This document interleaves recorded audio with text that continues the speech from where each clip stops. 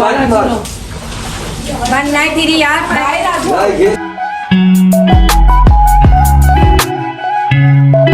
अस्सलाम वालेकुम, welcome back to my new another vlog. So आज है 3rd सैरी। किस तरह रमज़ान निकल रहा है पता ही नहीं चल रहा। सो बज गए हैं 3:10 और मेरे को जाना पड़ेगा किचन में। सो बस मैं जब किचन में पहुंची तो किचन में कहीं अंडे बन रहे थे, कहीं चाय तो कहीं तवे लगे हुए थे और इतना ज़्यादा किचन में रश था कि अब टर्न भी नहीं हो सकते थे। यहाँ तक कि ऐसा हो रहा था कि रोटी बेलने के लिए भी जगह नहीं बन रही थी। तो अचानक से ऐसा कुछ हुआ, आग इतनी ज़्यादा अंदर भड़क चुकी थी और इसकी वजह से जो गैस पाइप थी वो बंद नहीं हो पा रहे थे। फाइनली अल्हम्दुलिल्लाह गैस पाइप तक हाथ पहुंचा और आग काफ़ी हद तक कंट्रोल आ चुकी थी और मैं अपने कंटेंट को पूरा कर रही थी। आप देख सकते हैं आग के बाद के मनाजिर। किसी ने तवा फेंका हुआ है, किसी की रोटी आधी है तो किसी की चाय उलट गई है। तो बस ऐसा ही कुछ था कि इस तरह आग लगी थी कि सब के सब यहाँ से वहाँ भागने लग गए थे। सो अल्हम्दुलिल्लाह अल्लाह के शुक्र व करम से कोई नुकसान नहीं हुआ। अल्हम्दुलिल्लाह वी ऑल आर फाइन। और प्लीज़ आप हमारे साथ ऐसे ही रहिएगा। ये अचानक से हो गया था, अल्लाह का शुक्र है कोई नुकसान नहीं हुआ। सो फिर मैंने कुरान लिया और अपना सिपारा कंप्लीट किया। और जब मैं रूम में गई तो इस बार उमर भी सो गए थे, वरना वो अक्सर मेरे साथ सैरी में जाग ही रहे होते, लेकिन उनकी तबीयत कुछ बेटर नहीं थी तो वो सो गए थे। सो बस सैरी ख़त्म होने में कुछ ही टाइम रह गया था, अजान का वक्त करीब आ रहा था तो मैंने फ़ौरन अपनी सैरी बंद करी। अल्लाहु अकबर, अल्लाहु अकबर, अल्लाहु अकबर, अल्लाहु अकबर। एज अ मदर तो रमज़ान में हमारी रूटीन बच्चों को स्कूल छोड़ने के बाद ही ख़त्म होती है।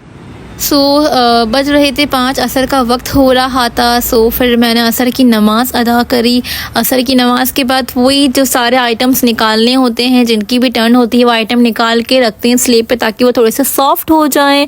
और बस मैंने बच्चों के लिए आलू बॉयल करवाने थे तो आलू बॉयल करवाए और मैंने बच्चों के लिए वाइट चावल डलवाए क्योंकि बच्चों को खाने की ज़रूरत होती है 3 टाइम। वो तो रोज़ा रखते ही नहीं तो उनका तो हमें करना ही होता है। सबसे ज़्यादा ख़राब बच्चों की रूटीन हो जाती है रमज़ान में क्योंकि उनके पास एक तो कुछ करने के लिए होता नहीं और आपस में वो बस लड़ ही रहे होते हैं। जब किचन में एंटर हुई तो ये बहुत अच्छा सा मटीरियल बना हुआ था चाउमीन का।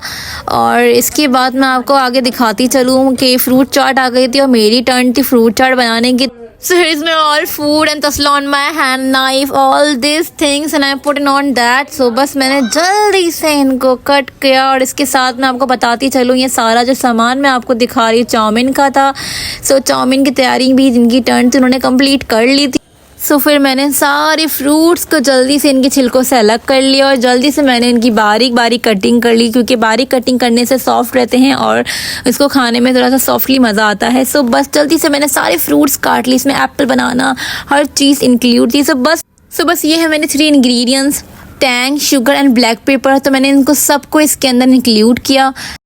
Then I mix it well.